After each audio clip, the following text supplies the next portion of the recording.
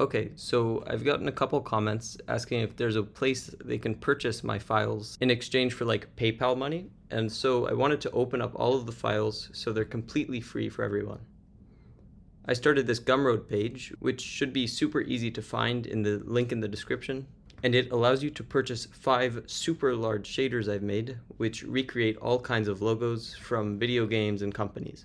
About half of them are animations, and like I said, they're pretty complex. And the main goal with them is to allow you to get hands-on with the nodes and really see how it works internally, as opposed to just having me explain the concepts.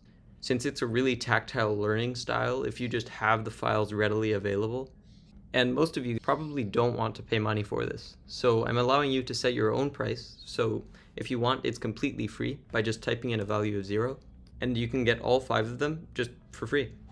So it doesn't really cost money, it just costs brain power to understand the shaders. One side note is that not all of the files are super organized, and some of them, which I made about a year ago, are pretty disorderly and all over the place, but others are pretty sleek and manageable. Like I write in this description here, they really can reduce your frame rate and even crash your computer.